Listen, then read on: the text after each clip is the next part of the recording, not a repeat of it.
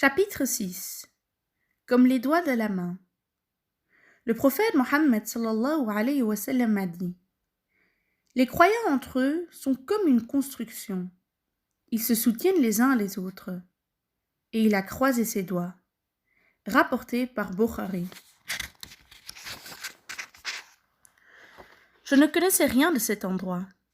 Là où j'étais attendu se trouvait être une destination qui m'était inconnue. On m'avait dit les îles Maldives. Cela me semblait fascinant, mais ne bousculait aucune frénésie en moi. La veille, je sortis mon smartphone pour y rechercher quelques renseignements supplémentaires. Je découvris que ces îles étaient une république islamique avec un passé exceptionnel. De mon hublot, la vue était à couper le souffle. Un collier de petites perles immergées devenait de plus en plus visible à mesure que notre avion approchait. J'apercevais ces atolls comme un bijou sorti pour la première fois de son écrin.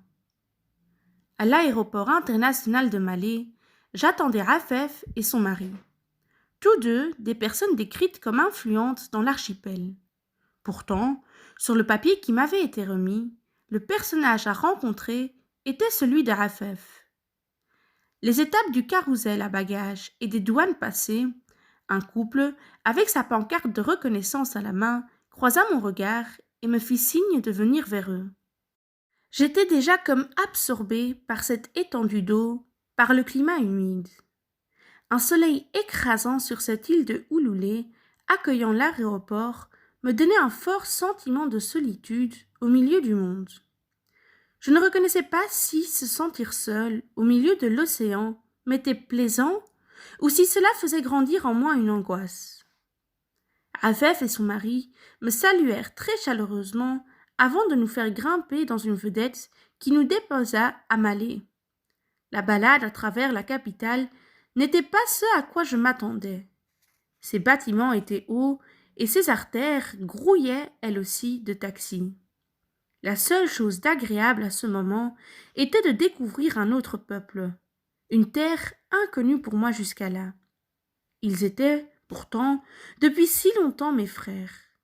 Je visitais avec mes hôtes le marché aux poissons, toute espèce étendue au sol, dans un vacarme euphorique. Et notre dégustation de petits plats d'inspiration asiatique à la table d'un petit café cosy de la ville me transporta à Paris, alors que je commençais à peine à m'imprégner des lieux. Nous avions pris le temps de se reposer et de se présenter un peu. Rafef m'apprit qu'elle était malaisienne d'origine. Elle était venue quelques années plus tôt, en compagnie de son père et de son frère jumeau, pour un séjour dans une île-hôtel. Sa famille et elle furent touchées par l'extrême gentillesse d'un Maldivien travaillant sur le ressort où il séjournait. Le jeune homme les avait invités à visiter son île, une île réservée à la population locale. La femme me raconta que ce fut un choc pour eux de découvrir ce gouffre existant entre les luxueuses îles dédiées au tourisme et les conditions de vie des résidents sur les leurs.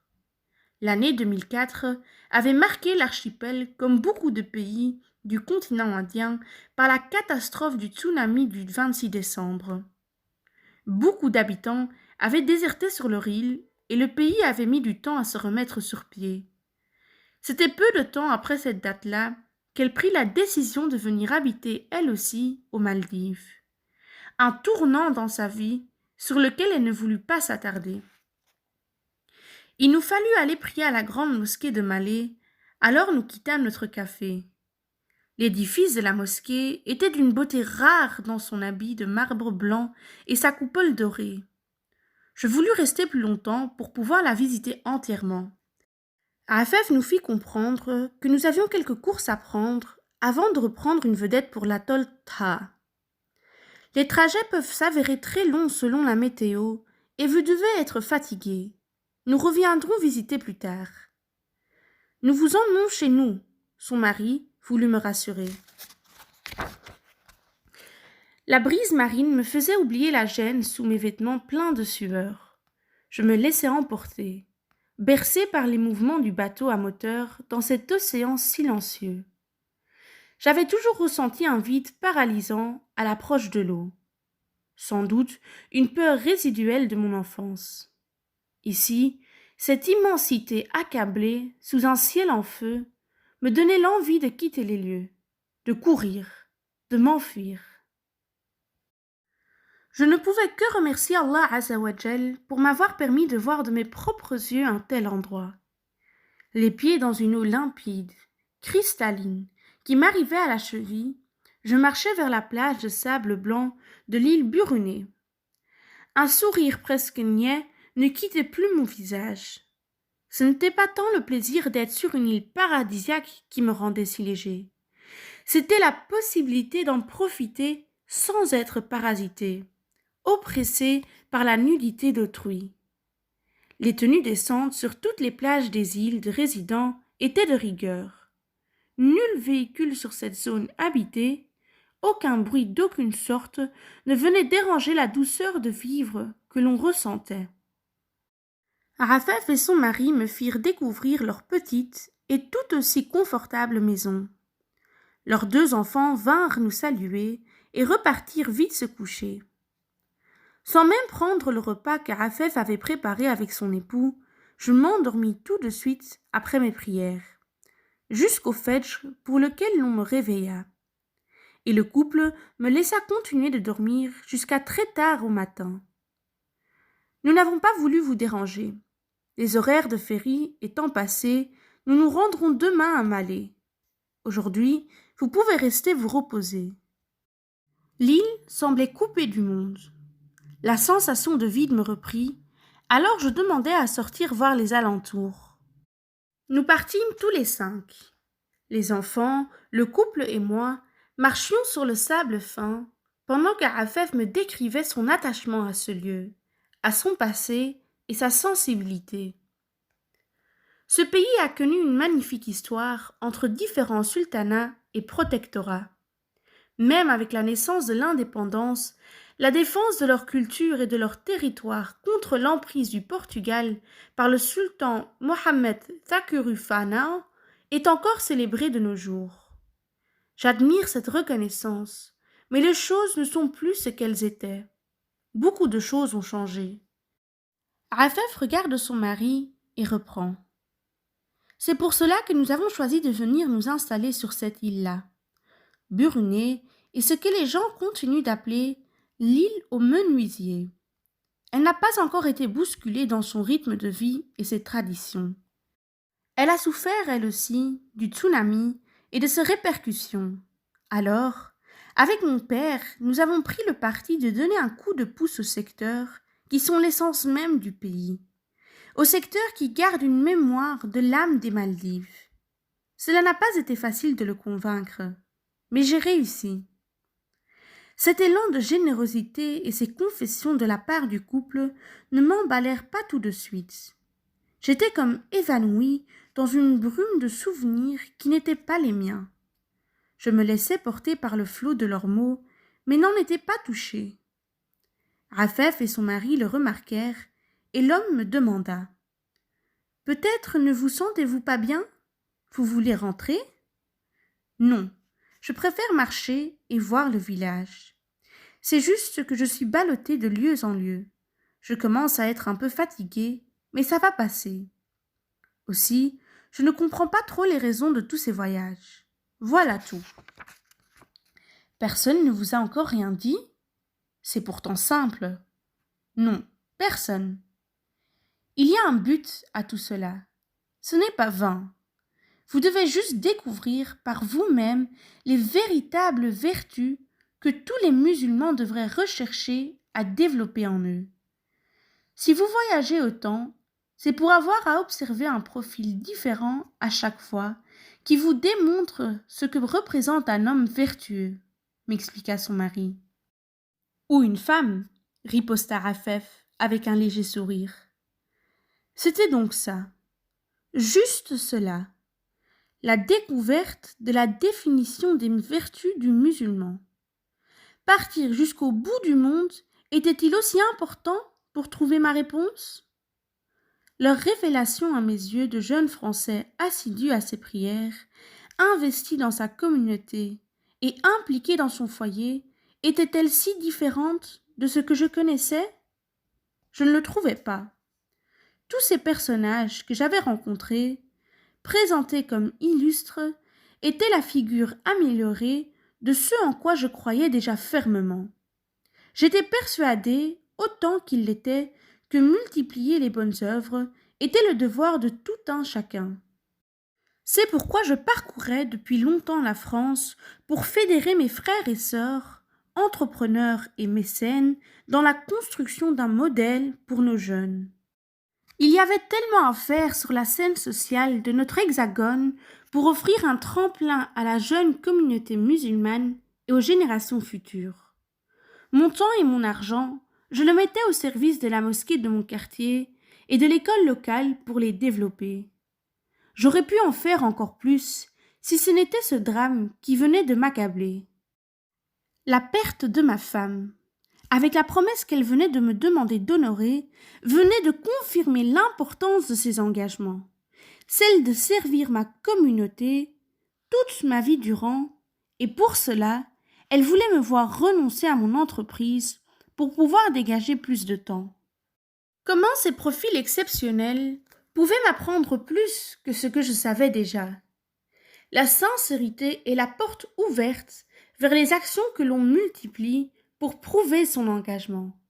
J'en étais convaincue, avec ou sans voyage. Les actes ne valent que par leurs intentions. Le lendemain matin, il était hors de question de rater le ferry en partance pour Malais. Après m'avoir réveillé, le mari d'Arafef et moi nous rendîmes à la Salat el-Fedr dans la petite mosquée du village. Le lieu de culte était d'une sobriété que seule la voix mélodieuse de l'imam, psalmodiant le Saint-Coran, vous faisait oublier. Une beauté rare dans cette voix, à la hauteur des plus grands qaris, remplissait l'espace réduit de ce timide édifice, fait de bois, de sable et de serviteurs en rang devant leur seigneur. Un petit déjeuner typique appelé mas oni, composé de thon émietté, de noix de coco, piment et citron vert, nous avait été servi très frais avec l'incontournable pain sans levain qui accompagne presque tous les plats maldiviens.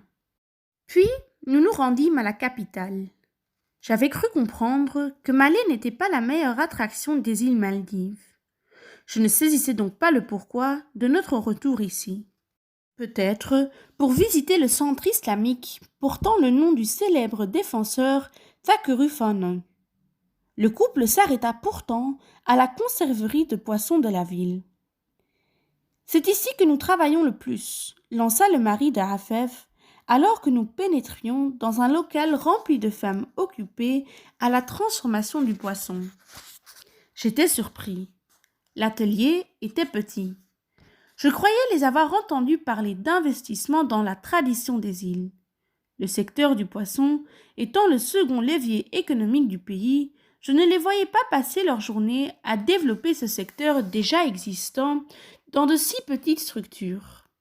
Afef insista pour que nous visitions les locaux de la conserverie avant de monter dans ses bureaux.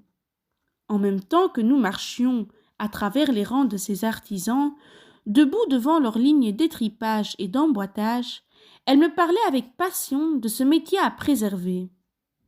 Nous n'avons pas trouvé meilleur outil que la main de l'homme pour conserver les qualités gustatives et nutritives de la chair fragile de nos poissons fraîchement pêchés. C'est en tout cas ce que je pense. Petit à petit, la tradition se perd ici. Les deniers ancestraux sont remplacés par des embarcations à moteur et la conserverie, elle aussi, est remplacée, peu à peu, par des techniques industrielles plus sophistiquées. Cela dit, notre label de pêche durable, mondialement reconnu, qui protège l'écosystème et limite la surexploitation des poissons, nous donne à penser que la tradition de la pêche à la ligne a encore de beaux jours devant elle. C'est pour cela que je tiens à mettre tous mes efforts pour que certaines belles traditions ne soient pas perdues à jamais. Alors, avec mon père, nous nous sommes repartis les tâches. Il importe de performantes techniques agroalimentaires et je promeus la tradition de petites unités familiales de transformation du maquereau comme celle-ci, entre autres. Il y avait toujours dans ses propos une anecdote ou un rappel du rôle de son père dans sa vie. C'était touchant d'entendre une femme aussi importante sur l'île s'effacer pour remettre les rôles de chacun à leur place, comme si elle voulait se dégager de tout mérite. Vous avez dit ne pas être natif des Maldives. Pourquoi tant d'attachement à ces terres et leurs traditions? Cela commençait à m'intriguer de plus en plus. Je devais lui demander les raisons de cette passion pour le pays.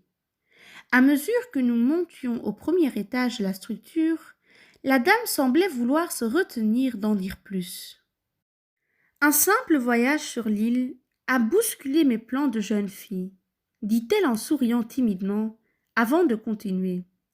Je venais d'être diplômée en ingénierie agroalimentaire et comptais bien persévérer sur la route menant au doctorat, quand mon père, mon frère jumeau et moi sommes venus ici en vacances.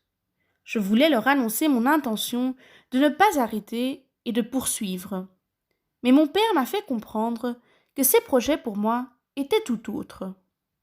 Rafef et les enfants s'arrêtèrent un peu en chemin, pendant que son mari et moi continuâmes notre balade. Il me raconta avec émotion que son épouse avait accepté de travailler dans l'industrie familiale au lieu de suivre son rêve. Il décrivait sa vie comme un témoignage ou une démonstration de la parole. Quiconque délaisse quelque chose pour Allah, il lui remplacera par quelque chose de meilleur. Dans ses yeux, l'amour intense et l'admiration pour son épouse ne pouvaient pas se cacher. En effet, elle avait abandonné l'accomplissement de ce pourquoi elle avait fourni tant d'efforts, non pas par soumission, mais par amour et respect pour son père. Lorsqu'elle nous rejoignit avec les enfants, entendant la fin de notre conversation, elle rajouta, avant de rentrer chez elle, « Les gens confondent souvent l'obéissance avec la soumission. Les deux n'ont rien à voir l'un avec l'autre. Obéir à son père est une extension de notre obéissance à Allah. Si Islam veut bel et bien dire soumission, il faut en comprendre la plus belle traduction de la liberté. Qui donc peut nous contraindre de croire en notre fort antérieur et d'adorer par nos rites le Très-Haut? Seul un cœur libre court de lui-même vers Allah, par amour et non par contrainte. De la même manière, et à Allah appartiennent les plus beaux exemples, je me suis totalement sentie libre de dire oui au projet de mon père. Voyez vous-même comment Allah m'en a récompensé. Comment ne pas être reconnaissante? Je retrouvais dans ce court échange l'expression d'une foi profonde et d'un tawakkul sincère face au destin qui avait amené cette sœur à traverser les mers pour tenter son aventure bien loin de ce que son cœur souhaitait. Dans cette acceptation du destin, elle avait trouvé le bonheur sur terre. Elle est la sève qui coule dans mes veines. Elle est mon carburant, mon oxygène. Elle éclaire mes choix, console mes peines. La vie ne vaut d'être vécue sans elle. Elle est un don précieux du Créateur, une graine déposée au plus profond de ton cœur. Arrosée par les larmes du pieux serviteur, elle éclot, prospère et devient fleur. Une fleur éternelle qui se fane parfois, quand les vices de l'âme lui volent son éclat. Une perle sacrifiée par ces vains apostats sur l'autel des plaisirs de la vie d'ici-bas. Goûter aux fruits juteux de ces trésors des cœurs est un plaisir fabuleux que trop de gens ignorent. On nous jalouse donc ce joyau rare et cher, ce précieux sésame de l'éternel bonheur. Elle s'exprime en quelques mots, mais se vit à l'infini, se nourrit de ces versets que ces incultes calomnient, s'entretient par tous ces actes du jour et de la nuit, que notre guide a pratiqués tout au long de sa vie. Elle est la foi, pure, sincère et belle, lumière qui rayonne, bijou qui étincelle.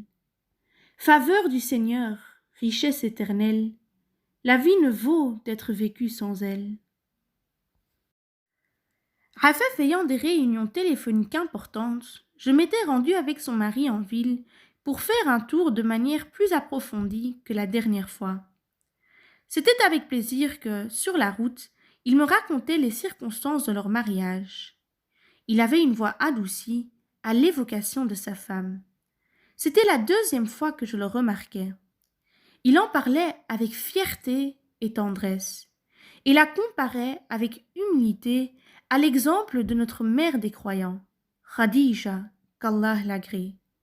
Comme elle avait délaissé une vie dans l'abondance pour une vie plus simple, dans la patience et le dévouement. Il m'expliquait que son épouse consacrait sa vie au service d'un peuple sans se plaindre de sa condition ou de l'absence répétée de son mari. Chaque détail de leur rencontre paraissait s'imbriquer dans une suite logique comme dans un conte de fées, à un détail près. Faire partie d'une puissante famille d'entrepreneurs est assez déroutant parfois. Je ressens souvent une impression désagréable, comme si je n'étais pas à ma place. Heureusement, Rafef a le don de me rappeler que chacun a une mission sur Terre. Rien de ce qui nous arrive n'est vain. Vous ne travaillez pas avec eux? Si. C'est d'ailleurs dans ce contexte-là que nous nous sommes mariés. Plus son père l'impliquait, son frère et elle, sur l'archipel, et plus l'envie de rester s'installer ici la motivait. Elle a alors demandé à son frère de faire comprendre à leur père son désir de se marier sur place. Le destin a fait le reste, me dit-il en souriant. Il m'expliqua que la difficulté dans son couple résidait dans la conciliation entre leurs deux emplois du temps et leurs fonctions respectives sur plusieurs îles de plusieurs atolls. Les trajets entre deux atolls se faisant plus régulièrement en ferry qu'en hydravion, il était souvent absent de la maison, alors qu'Arafef devait se déplacer sur Malé presque tous les jours pour offrir son appui aux familles dans la préservation de leur petit artisanat. Il aurait, quant à lui, aimé rester travailler sur le chantier de la reconstruction des ports endommagés, le poste qu'il occupait quand le frère d'Arafef le proposa en mariage avec sa sœur. Son beau-père, lui, voulait le voir soutenir l'entreprise familiale dans l'archipel, ce qui le faisait être en déplacement très souvent. Ce séjour sur les îles Maldives se grava dans ma mémoire comme une conquête sur moi-même.